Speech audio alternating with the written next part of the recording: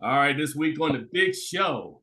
After the first film made history as one of the highest grossing films in the Marvel Cinematic Universe, Black Panther Wakanda Forever hits theaters this weekend with a lot of interest as well as a lot of questions after the untimely death of its star, Chadwick Boseman.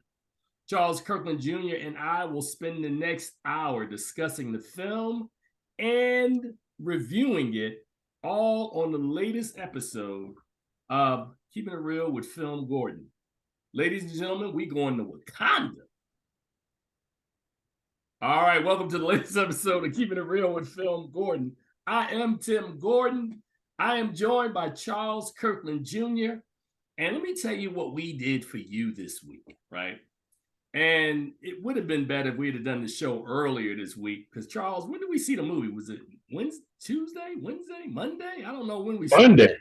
Monday. So we saw the movie. We should have done this show on Tuesday, to be perfectly honest, when it was really, really fresh. But I needed a couple of days to sit with it and kind of, because everybody did. I'm sure, Charles, you went through the same thing I went through with everybody. Hey, Charles, what do you think about the movie, man? Break the movie down for me. So, this is kind of what we do, man. So Charles and I sat literally a row apart. You sat right behind me, right? Yes. Right. And we didn't talk about this movie at all because I had some thoughts and I was writing notes and I was like, I'll save it for the show. But here we are, man. And Black Panther, Wakanda Forever is out, Charles. And from the first time the first one aired, back in, I want to say it was February of 2018. That movie made all sorts of history. It was February 2018. I remember because they started promoting it in like November of 2017 after Comic-Con and all that stuff. And, we had seen Chadwick Boseman in Captain America Civil War, where we were introduced to the character. There was an end scene there as well, where, Bucky had lost his arm, or they took Bucky's arm and they put him in Wakanda so that they could kind of reprogram him and get him together. And, that famous end scene where, Chris Evans says to Chadwick Boseman, when they find out where he is, they're going to come for you. They're going to come for him. And Chadwick simply said, let them try. So that was like, everybody got all energized, man. And then we got Black Panther. And of course, 1.5 million, 700 million domestically. Black folks got dressed like they were going to church, Charles. They went back 6, 7 times, which I thought was a little extreme when people talking about, I saw Black Panther 8 times in the theater. And I went, you did? That's a lot. But since that film has come out, it would appear that after Avengers Endgame, that Kevin Feige and the suits at Marvel probably had a greater plan for Chadwick Boseman and his character moving forward into this new phase 4. And then in August of 2020, man, I was sitting at home one night, man, during the pandemic, and I got an alert on my phone that Chadwick Boseman passed away. What was he, 3? Somewhere around there, yeah. Like 40 some odd years. I don't know. I don't remember, but I don't forget that night because I remember being stunned because and it reverberated everywhere because nobody knew he was sick.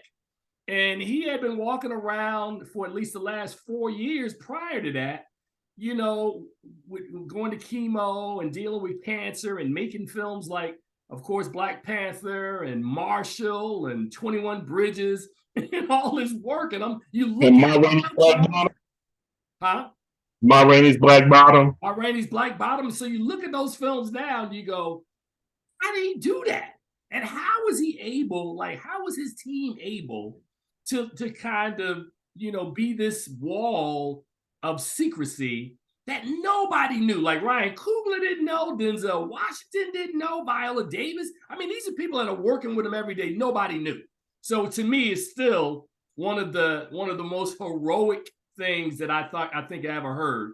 So we take all that stuff, and then and let's pause for a second on all that stuff, Charles, and let's talk about they were filming this movie during the pandemic, and you had the situation where Letitia Wright is based in England, and she was having visa issues getting back and forth. She suffers a major injury during one of the scenes, which when you see the movie now, Charles, the scene where the three of them were trying to elude the law, she hurt her shoulder really, really bad on that scene. So having to overcome not just the grief of losing Chad Boseman, but also dealing with pandemic, dealing with injuries to a major star in the film. And let's not even, and we'll go more into this later on, Charles. Let's not even forget about Ryan Coogler literally finished a draft of the script. And before he could show it to Chadwick Boseman, he died. So they had to tear up the original script, which I would love, Charles, to know what the original story would have been had he lived. Because I think the film, as we're about to talk about it, I think we see an entirely different movie. I really do, Charles. I mean, it's not even as if it's my guess, Charles. I mean, would you agree that this is an entirely different movie if Chadwick Boseman is alive? I think not only would this be an entirely different movie, but I think there would be aspects of the Marvel Cinematic Universe that would be different as well. Correct. So, I mean, so his death had ripples like way past Black Panther. It had ripples throughout the MCU with what they, to Charles's point, what they would have done with his character and probably would have done with this particular story. So we add all those factors in. We fast forward to today when the movie is dropping in theaters, and now you have Black Panther: Wakanda Forever, which pretty much, and we'll have to try to do this as spoiler free as possible, but essentially, I mean, we do have to do it spoiler free. The movie hasn't technically opened, so we can't really go into it, but pretty much I'm going to try to do my version of spoiler free, and then I'm going to let you do it because I didn't want us both to do it, because if one of us leaks something, they need to know who they can point a finger at, either me or you. So all I can pretty much say is Chadwick Boseman's character in this film, King T'Challa, the Black Panther, in real life, Chadwick Boseman is not here, so they had to figure out a way to address that. And I will let you figure out what they do, which I thought, Charles, was an amazing tribute to what they did.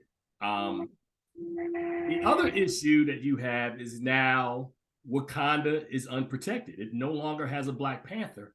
And that would present an opportunity for others, I'll just say, who in the last film, they told the world that they had vibranium in Wakanda and they wanted to share the vibranium. Suddenly, there's no protector.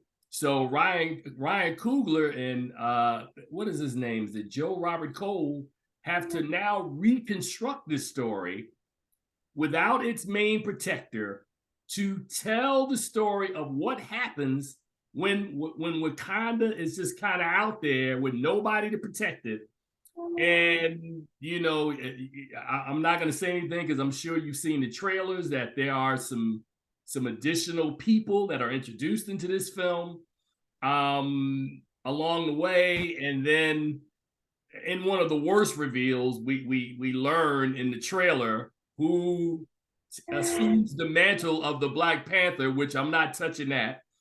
And then there's some other surprises that come along the way.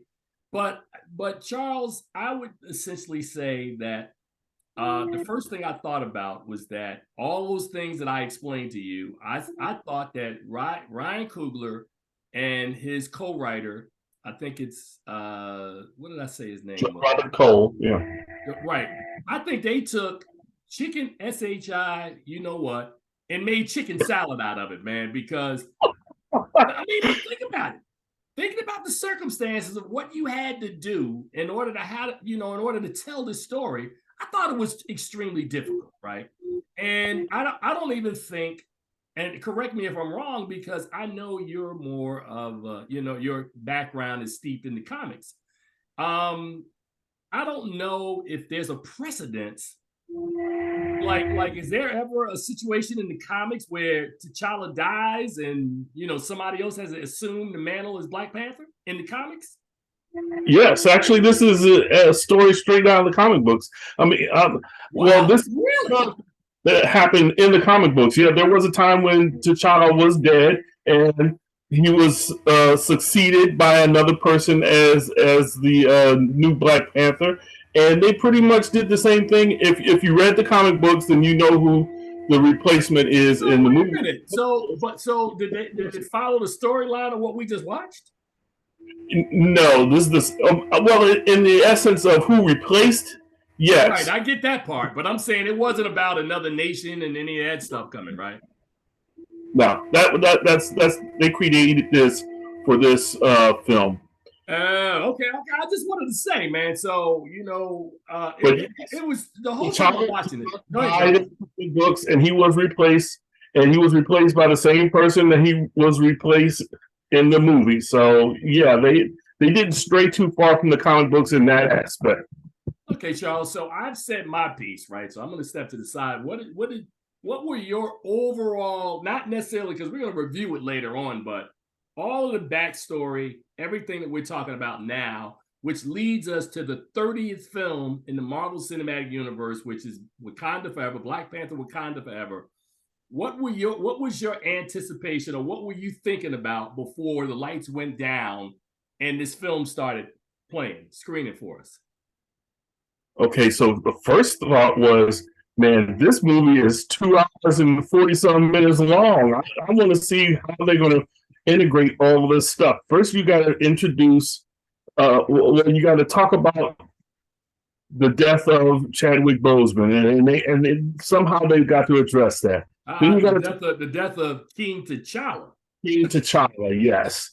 Well, and so because of the death of Chadwick Boseman, they didn't have to actually kill King T'Challa. They could have done a whole bunch of different things with him. So they ended up, T'Challa did die in the movie as well. So I was anticipating how they were going to handle that. And I thought they did a pretty good job of that. But then the whole thing with Namor and all, I was anticipating, because this has an opportunity to be, because the first Black Panther was a very culturally representative icon in the movie industry. And so there were a lot of us who went to this film to support it because of the beauty of what it represented. Now, so with the introduction of Namor, you have the opportunity to introduce this other culture and also be culturally representative and present it in a wonderful way. So I was wondering how they were going to do that as well. And so I won't say that I was disappointed. I think they did a pretty good job of it. Okay, all right. So the funny thing is, wait a minute, ahead. before we go any further, the funny thing about it all is I watched Fast 7 on Sunday night. It was on television, and that's the one they did after Paul Walker died. And but he had finished the whole movie, most of the movie, and then they just put this whole sequence at the end. And so I was like, are they going to do something like that for this movie? How are they going to do this? Because the precedent has been set, but it's kind of different because you got to represent this man throughout the whole film, and what are they going to do? So that's what I was really looking forward to seeing. Good point, which leads me to my next point, right? As you and I both have gone through this, right? So we've watched all 30 of these films that have been in the MCU, right? And I wanted to talk about this a little more when I review it. But one of the things that I took note of, because I watch films not necessarily in a different way than people, but I'm always trying to attach something I've seen previous to what I'm watching now, right? And since it was Marvel, this is pretty simple. So as I thought through my head as the movie was playing, I'm like, Marvel really doesn't do emotion a lot in the MCU. The MCU is usually about fun. The only person other than Black Panther, the only other character who has this sort of a arc would be Tony Stark and Iron Man. It's the only other person, right? So you think about what Tony went through in films like Civil War. You think about Tony Stark leaving his last moments in Endgame, and you think about all that stuff. You even think about in Infinity War, where he's dealing with stuff. I mean, so Tony Stark is really the one character before they had to do this for Black Panther that there is sort of a parallel to them, right? Even from an emotional standpoint.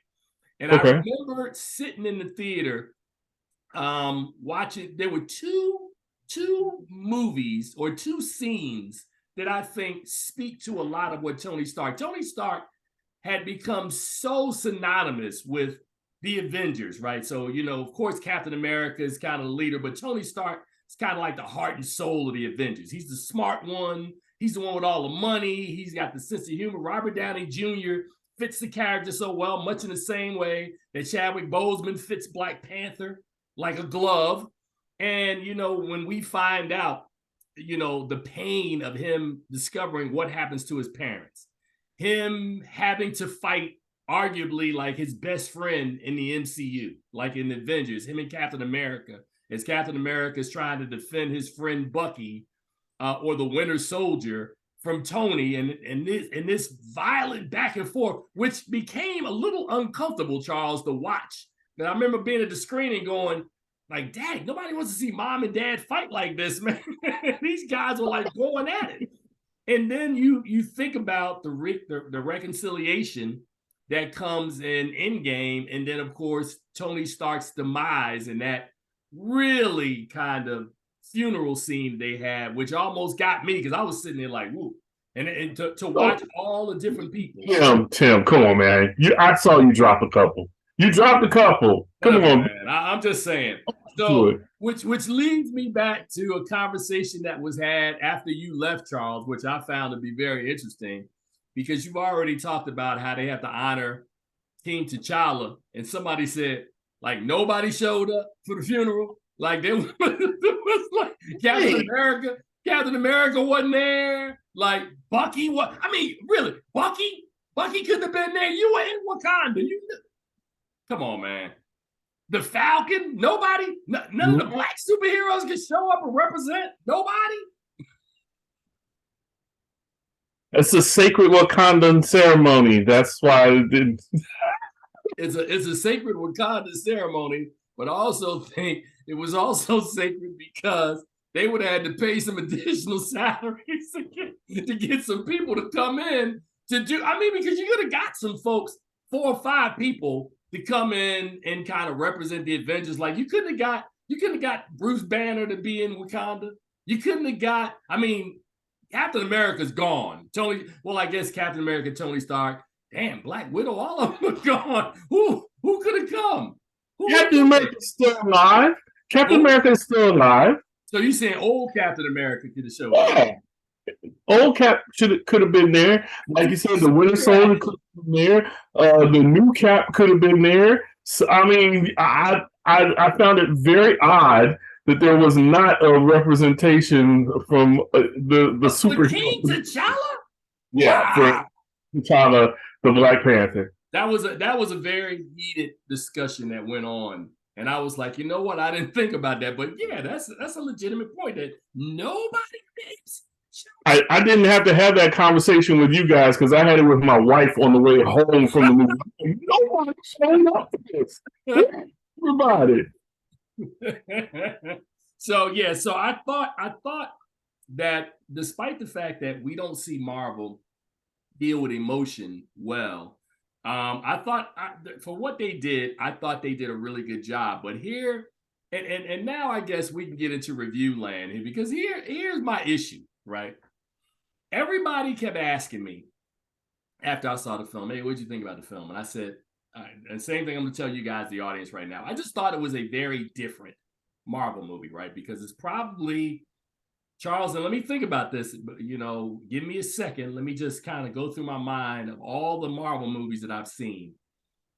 I don't think, and Charles, correct me if I'm wrong, I don't think Marvel has ever made a movie that and especially when one that was 2 hours and 40 minutes, or basically 160 minutes, that literally has the thread of grief going throughout the entire film. So it's like,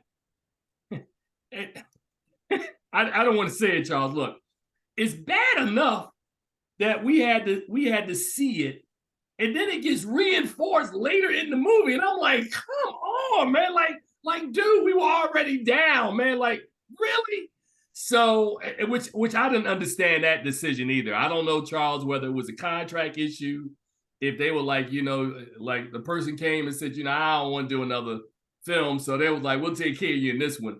I mean, Charles, did you feel like, I understand that we had some action in there with some choreography and fight scenes and action, but man, the overwhelming takeaway from this movie, and you saw it in the audience when everybody was at the screening, man, it's just somber. You got to sit there and almost collect your thoughts before you walk out the door. You're like, whoa. Whoa. Yeah, when I walked out of the theater, there's an allied reps asking me how you feel about the movie, and I was like, I gotta sit with this one for a minute. I'm like, the word for Black Panther, the first movie, was majestic. The word for this one, I would say, is melancholy. When you come out of this film, you don't know how you don't feel happy. You're not celebrating, but it's just kind of, like you said, somber. You walk out and you're just like, wow. I appreciate what they did, but it felt like it just was just a whole memorial service. The whole movie was just a memorial service. And you threw in some other things in there, but it seemed like every 20 minutes they're reminding you Chadwick is gone. And that hurts on two levels, because again, it's a terrible thing in the cinematic universe, but we're also learning that he's gone from the real universe, the one that we're in now. Well, Charles, we talked about this, Charles. Remember, I told you that it would almost feel like we would have to relive it again when this movie came out. I remember having this conversation, and that's exactly what it felt like. And to your point, though, but here's what I would say, right? I thought that when I used the phrase that he took chicken S and made chicken salad out of it, I think the fact that there were so many things that were left over from the first film, like we talked about in the end scene where King T'Challa announces that, one of the things that him and Killmonger had debated about so fiercely in that first film was about the fact that Wakanda has these resources. They've been holding these resources only to themselves, and he thought that they should share it with the world. So Killmonger, despite the fact that he doesn't survive, his ideas do survive, right? His ideas survive at the end of that film, and then they play into the narrative of what this film is all about, right? And I think in a similar fashion, you talked about Namor, I think the relationship between him and Wakanda, he had something in mind that he wanted. And by the time we get to the close of the film, he may not have gotten everything he wanted, but largely what he wanted, he got. I mean, would you agree? I would agree. And to the point where, King T'Chaka, who was T'Challa's father, died early without actually passing on the mantle to his son as he should have. And I'm wondering, and it left me wondering if there was this thread of information that was not shared with T'Challa about exactly why Wakanda doesn't share anything about any information about vibranium, which probably be the basis of the whole Wakanda Forever movie. If T'Chaka had been able to share that information with T'Challa, then we would have a whole different movie going on here. Well, wait a minute, man. Okay, I'm not saying you're wrong, right? Man, how many times did T'Challa go to the ancestral plane to have conversations, man? Because you can have these conversations. Just keep taking a heart-shaped herb out, giving it back to me. Hey, Baba, What's going on? Talk to me. Tell me what's up. Well, I mean, he only did it one time. Remember, because after he became the Black Panther and visited his father that one time, the herb was destroyed when Killmonger took over. So he Right. wasn't able to come back and continue to have those conversations. And guess what? That heart-shaped herb being destroyed in the first film, they expertly worked that into this story. That expert, because had the heart-shaped herb not been destroyed, you could have saved T'Challa's life in this film. And I think so. That's what I'm saying, man. That despite the fact that they had to go back to the drawing board to kind of redo this film, I thought the way it was thought out and the way it kind of happens, I think it all logically makes sense, right? And then as a guy, Charles, who really doesn't read the trades, and I don't know, because I don't know who's going to be cast in the film because I'm not really looking that hard. So I was genuinely surprised when somebody popped up in the movie. I went, oh, damn, I did not expect that. So I think me as the film guy, right, as a guy that didn't read the comics, I don't think this film is anywhere as impactful as the first film, except for the one footnote that it is a movie that I think they went. I don't even think you can go overboard. I really think they did an absolutely amazing job in honoring the work of Chadwick Boseman. I mean, the first 15, 20 minutes of the movie, man, you're like sitting there like, okay, that was good. that was really good, man. All the way down to the end, because it was funny because I was sitting there the whole time. I'm going, we're going to see something. I don't know how they're going to do it. And when they got to that scene, I went, there you go. And to me, it felt like I felt like the usage was not just adequate, but I thought it was perfect. You had to have some footage that tied together him and another character in the film, and I thought they did an amazing job with it. And then that last shot where everybody gets misty-eyed, man, I'm like, So genius. It was genius. I would have to say they did a really smart job in presenting this, and I won't say that I was teary-eyed over it. I again, having watched a Furious 7 like a day ahead of it, it kind of prepared me for what was going to happen in Wakanda Forever. And it's not that it was that original of an idea what they did, but I was ready. I was ready. So, to borrow the phrase, the title of the 1967 Sidney Poitier film, Wakanda Forever, or Black Panther Wakanda Forever, is from Chad with love. Pretty much, to Chad with love. That's essentially what this film should have been called instead of Wakanda Forever, because that's essentially what the movie is about. And like I said, man, I expect, Charles, that once this period settles and they continue on, because they got tons of Wakanda stories. Wakanda's getting the Disney Plus series. So we're going to spend a lot of time in Wakanda, right? There's some spinoffs planned. But I believe by the time they come to Black Panther 3, the pride will be back. Now I think to a certain extent, the bloom may be off the rose because we've been to Wakanda a couple of times. When Black Panther dropped in 2018, nobody had ever seen Wakanda before. So all the technology and everything they have in there. And Charles, let's not forget, the two smartest people in Wakanda were two young Black women. How was that? And amazing was that? Like, and then they had to have two of them. So one of them, if you remember the first film, Shuri already is super smart. And then you bring somebody in that Shuri's like, whoa, you did what? So Wakanda had big brains in this film. But go ahead, Charles. I was going to say,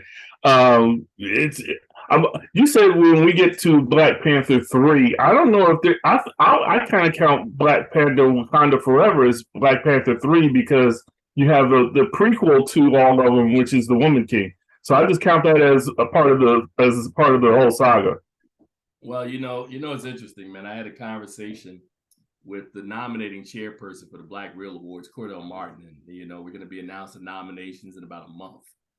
And of course, Emancipation is still out there, so we haven't seen that yet. Chevalier, which I saw at TIFF, has been pushed into next year. I think Creed 3 is next year.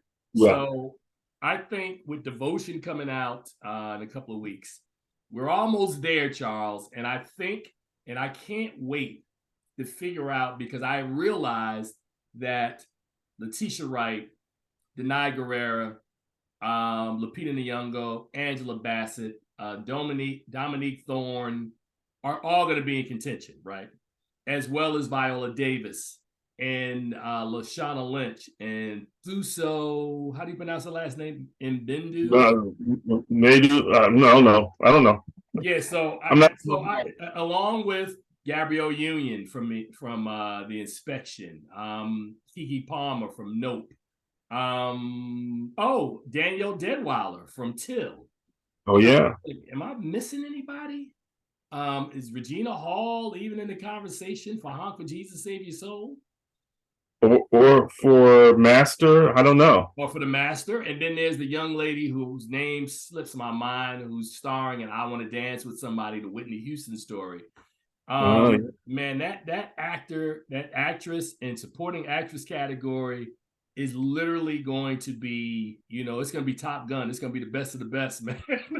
And I can't wait to find out who is going, which one of these films is going to be the most impactful. And I think, Charles, the reason why this comes up now, because in 2018, when Black Panther came out, it was undisputed. It was like, okay, there's not going to be another movie that's going to rival that experience. But with this film having to have more of a somber tone, and then The Woman King being what Black Panther was in 2022 versus 2018, I don't know, Charles. I mean, I could be wrong. Like I said, I don't vote. I'm not the one that needs to be swayed, or I'm not trying to sway anybody. I'm just interested in how it will all play out, because these are the two dominant films of the year. And, Woman King, I just thought that whole Nanesca story, I don't think Viola Davis has ever done anything to me that would be on par with what she did in The Woman King. I mean, I think that's simply the best performance she's ever had. I agree, and that's why I hold the movie in such high esteem. I think a lot of people still need to go out there and see this film if they haven't already, because like what you said, it's just a phenomenal film. I mean, it's worthy of being called. I would say it's worthy of being a Marvel movie in its scope, but it's very grounded because it has that historical basis to it that nothing else that we've seen. So I think, and just think about all the conditioning work that she had to go through to be in this role as well. And we talked with Gina Prince Bythewood about what she put them through. And Viola didn't shy away from any of it, being a 15-year-old woman. But she was right in there doing all the work to prepare for the role as well. So, I mean, I think, again, yeah, it's one of the best things that she's done. Yeah, and I think the other thing, man, that about these two films is that, you see everybody was introduced in 2018 to the Dora Milaje, right? And the Dora Milaje literally is based on the women who made up the warriors in The Woman King, the women of Dahomey. These real life, or based on real life characters, which Marvel took that and kind of designed this. So it's almost like, to your point, Charles, it was almost like a prequel because you're looking at the inspiration, and then later on we get it again, and you're like, oh, okay, well, cool. You're in an African country with more tech. Well, actually, the Dahomey is Benin, so that's also the continent of Africa. So it's all African. Yep. So we're just seeing it in two different forms. So it's a very fascinating contrast between looking at The Woman King, which is not a Marvel property, but essentially providing the inspiration for the Marvel property that comes 2 months after it's released. We've seen some strange stuff before. That's strange timing, Charles, on how all of that stuff worked out. Yep. All right, man. So we want to take a stab, man, at reviewing this movie, man, because we've talked all around it, man. So I'm gonna let you go first, man, because again, you've already said the name Namor, which I didn't say. You said it first, so I didn't say it. I'm not breaking any ground here. Everybody knows his Namor. I mean, they've seen a guy flying with wings on his feet. Yeah, who else could that be? Oh, is that who that was? That was Namor? Oh, I'm okay. sorry. Or Charles, look. What was that? I can't even pronounce his name. Cuckoo. Kukulkan. Kukulkan. I thought it was cool, especially listening to Winston Duke say it. They call him Cuckoo Khan. It's like, wow. Hey, man. So Charles, are you before you review, man? Let's talk about some of the arcs of some of the characters that I think because we had the when you have the star player was out, so the other cast members had to step up, right?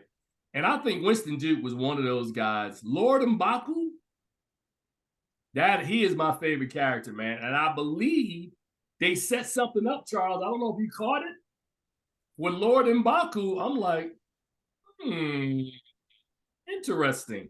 Yeah, very much so. And so it's kind of, I thought if you want to look at who stood up in this cast, Angela Bassett was phenomenal. And Winston Duke. Ramonda and Winston Duke, I think they are standout performances. Not because they do anything spectacular, but because their roles weren't as prominent as in the films previously. And to this one, they brought a lot to the table, and it was very good to see them. Very good. You're right. So, are we ready to give reviews, or you want to tell me? We got about 20 minutes left, man. So go ahead, man. Do you? Okay. I mean, I get to set up the movie. Is that what you want me to do? Yeah. Because like I told you earlier, man, if there's an embargo, I mean, if there's something said, I want them to be able to point a finger because I know how I'm gonna do mine.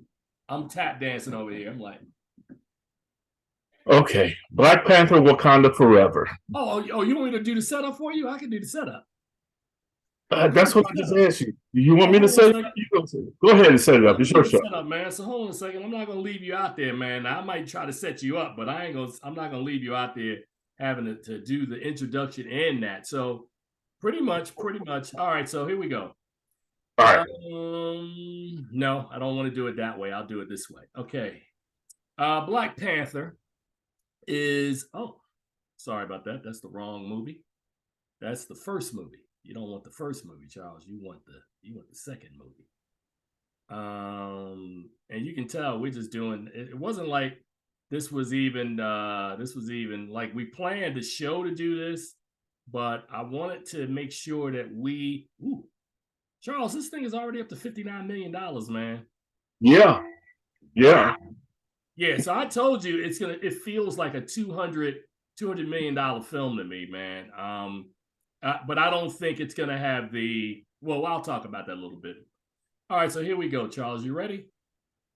I'm looking for who plays Namor. All right. Could not swim. Charles. Black Panther, Wakanda Forever is a superhero film based on the MCU character Black Panther, produced by Marvel Studios and distributed by Walt Disney Studios. It is the sequel to 2018's Black Panther and the 30th film in the MCU. Directed by Ryan Coogler, and he co-wrote the screenplay with Joe Robert Cole. The film stars Letitia Wright, Lupita Nyong'o, Denai Guerrero, Winston Duke, Florence Kasumba, Dominique Thorne, Michaela Coel, Tinak Hereta, Mia. Ooh, sorry about that. Martin Freeman, Julie Louis-Dreyfus, and Angela Bassett. In the film, the leaders of Wakanda fight to protect their nation in the wake of King T'Challa's death. Charles Kirkland. All right. So the first thing you got to know that this movie is almost 3 hours long. It's one of the longest films in the MCU universe, and they spend a lot of time, like I said before, talking about the death of King T'Challa.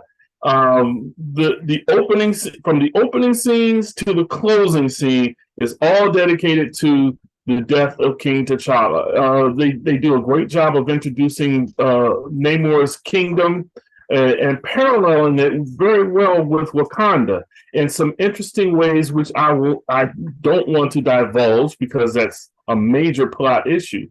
But and because Wakanda has lost its protector, the Black Panther, Namor has a little beef with Wakanda that he seems like he can exercise at this time.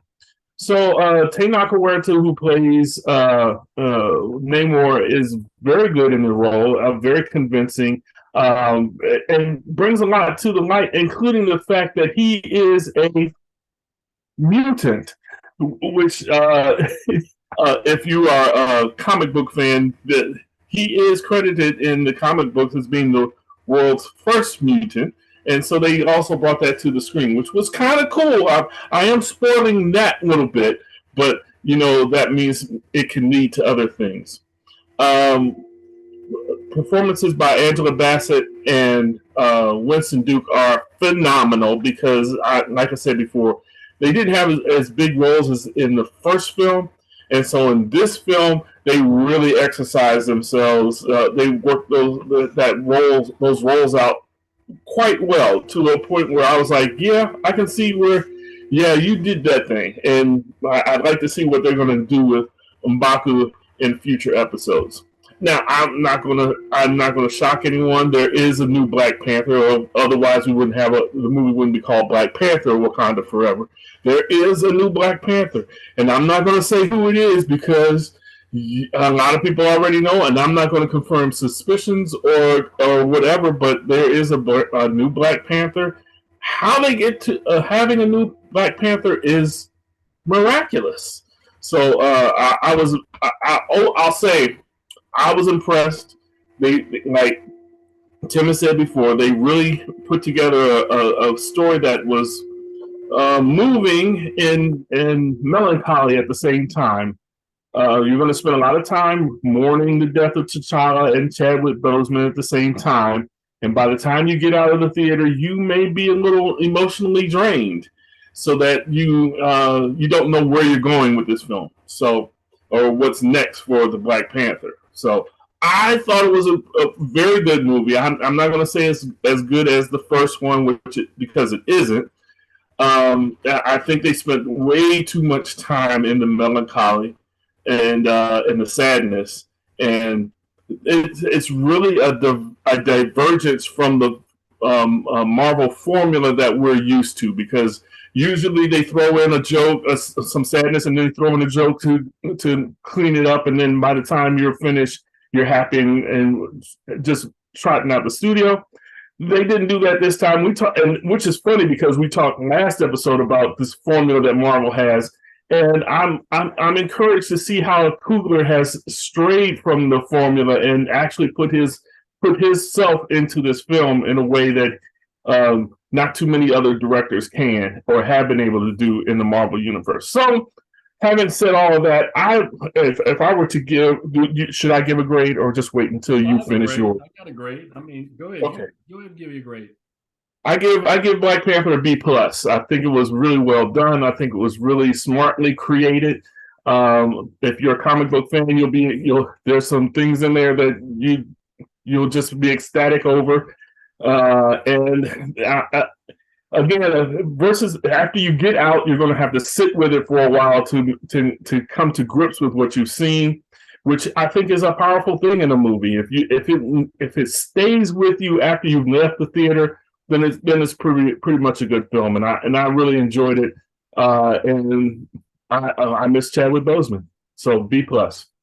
All right, man. So my review of Black Panther Wakanda Forever, aka To Chad with Love. Essentially, I'm not gonna go over a lot of the ground that you went over, Charles, because we've talked for almost an hour of how somber the film is. So instead of talking about that, let's talk about what it is, right? And I give a lot of credit to both Ryan Coogler and his co-writer Robert Joe Cole for tying together neatly the threads in what is probably a $250 million independent film. That's what it felt like to me, right? So if you take out all of the fight scenes and all of that stuff, and you have to deal with the emotion, is the emotion of what a smaller independent film does routinely, right? So, and I think the reason why they were able to get away with it is because Kevin Feige, who's the head of Marvel, signed off and was like, we need to honor our brother. And they did. And he was like, okay, well, cool. If the whole film has to be all these characters ruminating on what he meant to them and the loss, and it doesn't come out in such a preachy way. But it's like every character at some point in the film, Charles, has to sit with it, right? Of course, we see his sister played by Letitia Wright, who is the primary one who has to deal with it, but also Lupita Nyong'o and that great sequence, man, that she comes in and she's explaining what he meant to her. Denai Guerrera, of course, Queen Ramonda, played by Angela Bassett, even down to people like Lord M'Baku.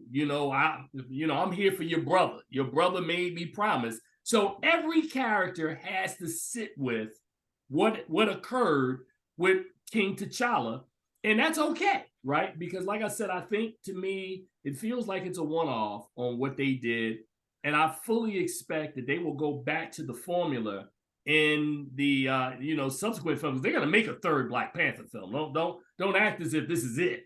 There will be the Black Panther will return, and they even told you that at the end of the film. But I think to me, the biggest star in this movie, outside of all the actors, are the two screenwriters, man. I keep going back to that because they took this horrible tragedy that happens to its star, and they were able to craft the story. And to Charles's point, it is not as good as the original. It's not, right? It's a different film. It's a tribute film, but it's a good film. Charles felt a lot more. You were stronger in your beliefs than I was. As I said, I saw the threads and in the storytelling, what they did in the first film. There's a similar apparatus that happens in the second film. I just felt, and I'm kind of torn, Charles, because I feel like the film set in the grief too long, but I understand that the grief was important, not just for the story, but also for each actor who had to, I mean, and as an aside, in the middle of my review, I can't imagine how tough that would have been coming to work the first week and to understand that you're all coming back to the set, and this person who was the most important person, who was number one on the call sheet, is not here. So now we got to make this movie and we got to continue telling the story. And then we have to address his absence. So, everybody down to Ryan Coogler, the grips, everybody on set, this had to be an emotionally draining shoot in order to even make this movie. And that's why I said earlier that Kevin Feige signed off on it. Hey, man, you do what you do. We honored the Black Reel Awards, honored Nate Moore earlier this year. Nate Moore was on the set of Black Panther 2 at the time when we honored him. So everybody is feeling this loss. But despite that, the film does offer some hope. And I didn't get a chance to talk to Charles. Is what we saw based on anything that happened in the comics, or is that a new wrinkle that they introduced? It's also from the comics, yes. That was a wrinkle from the comics as well. Yeah, I mean, yeah. Same name. They adopted it a little bit for this film, but that person exists. Wow. Okay. Well, cool. I mean, so they had a place to go. So I would say, man, that I thought that each character stepping up.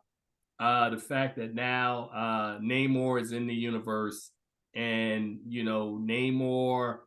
I'm not gonna call him this film's Killmonger because it was. Look, Charles. Basically, But I thought all in all, man, that it was a long film, and I understood why it had to be long. It just also felt interesting to me that it was and I'm trying to say this without saying it. It was interesting the opposition in this film that we didn't have. It wasn't a typical, story. A better way to say this is, remember when we talked about the harder they fall? What was interesting about the harder they fall, that it was kind of black on black, that you didn't really have any outside mainstream. There was no white protagonist that was out there. Wakanda Forever to Chadwick Love feels the same way. This almost felt like an internal fight. This wasn't, and which was odd, because technically it shouldn't have been a fight at all. Which was really interesting, that it went on for 2 hours and 41 minutes of people who generally didn't really disagree with each other, much in the same way in the first film, that Killmonger was a little salty that King T'Chaka put Panther claws in his daddy, but and he was mad that his birthright, so I get it. But technically, he didn't really have. I mean, he had beef with Wakanda, so it felt like a lot of what we saw in Wakanda Forever was similar to what we saw, to varying degrees. Maybe one person both of them had a case. But I think there was more of a stronger case for Killmonger versus Wakanda, because I don't think he's just mad at T'Challa. I think he's mad at all Wakanda for how they did his family and how he was kind of left out there, exposed. So there was a lot to like here, but I will wrap it up by simply saying, man, that I thought that this movie is kind of a one-off. And despite the fact that the tone is very, very different, doesn't make it a bad movie. It just makes it a very different movie than what we typically watch in the formula of how Marvel makes these movies. Probably the most emotional film since Captain America Civil War, as well as the end scene of Endgame. And for that, Charles, I gave it a B. I didn't think it was, I didn't think it deserved a plus. I just thought it was a really good film, where I thought the first one was an A. I thought the first one hit on all the notes. It was new. We saw Wakanda, the technology. Chadwick Boseman, who I sort of dismissed because I don't think his character to me gave the best performance. I thought Michael B. Jordan outshined Chadwick Boseman in the first one. But that's typical if you watch films like, the trilogy of films from Christopher Nolan. Batman is always in the background compared to either Scarecrow, the Joker, or Bane. So it's always about the villain who's larger than life. And then you just got the star that's there that kind of keeps everything at bay. And that's what Chadwick Boseman did in the original Black Panther. He kept everything at bay, even incorporating the ideas that Killmonger introduces in the film. Sort of how we see something similar happen in Wakanda Forever to Chadwick Love. So that's where I'm at, Charles. We got about 5 minutes, man. So any other thoughts on this movie, man? Well, in comic books, the biggest issue whenever superheroes fight each other is the lack of communication. And that's what happened with Batman versus Superman and all those other stories. Every time superheroes fight each other, big people fight each other, it's because of a lack of communication. And I think that's what made Killmonger and Namor so, I don't know, I don't want to say pleasing, but palatable as villains, because they could really have been heroes, but if it weren't for the lack of communication in their lives to allow them to be the greatness, to achieve the greatness that they have within them. Yeah, I give it up again. Black Panther has created another layered character in Namor, like they did with Killmonger, that you kind of have sympathy for. You kind of understand where he's coming from as the film goes on. So, a great job with that. Before we go, however, in shifting gears a little bit, I do want to recognize that Kevin Conroy passed yesterday. Kevin Conroy, who was the voice of Batman in Batman the Animated Series and a whole bunch of films, he did it for I think about 4 years. He just lost his battle with cancer yesterday, and so there are a lot of people who are mourning the loss of the great voice of Kevin Conroy as the animated Batman. So I'm just going to put that out there before we leave today. Well, and I think I think we've kind of gone through all of this stuff, man. I think the events of what happened in Wakanda, because this is the second time in less than 3 years that Wakanda has taken a beating, man. Thanos and his minions just ran roughshod over Wakanda back at the end of Endgame, and now we get Namor and the folks of, what is it called? How do you pronounce it? Talokan. That do a similar job in this film. I hate to say it this way, Charles, but man, after this experience, February cannot get here fast enough so that I can see Ant-Man and the Wasp Quantumania. Man, let me get me back to the formula that works so well, where there's going to be some cheering. We get a chance to see Kang. There's going to be a lot of stuff to look forward to in film 31. But Charles, this is getting major, man. I mean, we're going to be rolling up at about, I would say, how many years, Charles, do you think before we hit 50, like movie 50? Because they're doing 4 a year. So if you do on average 4 a year, we should be hitting film 50 before the end of this decade in the Marvel Cinematic Universe. By the time they get to their 20th anniversary in 2028, God willing, if we're still here, they should have at least 50 movies by 2028. Am I accurate? It's going to be close to it. Yeah. Wow. And Black Panther: Wakanda Forever is supposed to be the end of Phase 4. We're now moving into Phase 5. So you sure this is the end of Phase 4? I believe that's what they said. I'll go back and look at it, but this was supposed to be the end. I didn't read that. I mean, you might be again spoiling something, because I did not see that at all anywhere. Hold on a second, because I'm gonna look that up, because we can't leave that hanging. Phase 4 MCU. All right, Phase 4 ends with, is Charles Kirkland right? Infinity Saga, Phase 2, Phase 3. Charles Kirkland is absolutely right. That was the last film in Phase 4. Wow. So Phase 5 is 23 and 24. And then Phase 6, what they're already talking about, Avengers Secret Wars, is going to be the end of Phase 6. Wow. So over the next 4 years, Charles, we should be getting on average 4 films a year. Every other year is 8, 16. So yeah, by the time we get to Phase 6, if the numbers ring out right, that there's 16 more movies coming for the end of 2026, we should be at 46. 46. Yeah. By the end of Phase 6. Charles, you were absolutely right. That's the end of Phase 4.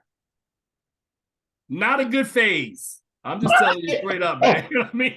Come on, Charles. The Eternals, Black Widow, She-Hulk, all that stuff was in Phase 4. Hey, don't come for my She-Hulk. I like She-Hulk. She-Hulk was probably ridiculous. Now, Loki? If anything, She-Hulk lets us know that the Sokovia Accords were disbanded, were trashed, or whatever they want to call it. Right. They're no longer in existence. So there's some good things that came out of She-Hulk. All right. Well, we're gonna get out of here. Before we get out of here, the series finale of Atlanta is on, and I watched it this morning. And Donald Glover, you's a genius. So, that's all I can tell you. Because when he got to the end, I went, okay. Okay. Watch this. Because I was like, how is he gonna end this thing? And the way they ended it and the whole setup, I already miss Atlanta, man. The fact that I can't watch new episodes of Atlanta needs a movie. They need to have 2 hours of Paperboy, Earn, Darius, and man, come on, man. You gotta give us a movie. And Van, you gotta give us a movie of Atlanta. And Charles, now that it's over, you can go back now and watch Atlanta in its full. Season 3 is probably the weirdest season because they were in Europe, but they returned back to their roots, man. And this episode, the one that they ran today, not the funniest episode, but it wraps a bow around it, and they used the character that made the most sense, who's the one that was the furthest out there in order to tell a far out story, which kind of encapsulates 4 years of Atlanta. So job well done, Donald Glover. Whatever you do next, man, probably won't be as impactful as Atlanta, and you're gonna miss it. You should have brought it back for season 5, man. But Charles, let's get out of here, man. Black Panther is in theaters everywhere. I'm expecting 200 million. So when we come back next week, we'll see. Are you doing over and under on 200? Are you going over or under? I'm gonna say over 200. Yeah, I'm over as well. So we'll see where it comes in, but go check that out. Charles, is always a pleasure. You enjoy your weekend. I don't know if you're a veteran like I am. Happy Veterans Day to you, brother. Happy Veterans Day to you. Oh, well, I try to do what I can to help, man. Simplify. Ooh, raw. Go out and get you some free pancakes. Thank you, man. I will. You take care, brother. We will talk soon. Oh, as we tell you guys in closing, every week, please see something good at the movies. Go out and check out Black Panther, man. But just know it's 2 hours and 41 minutes long. But it's a good movie. All right. You guys take care until we see you guys next week. See you on the other side, man. All right. Peace.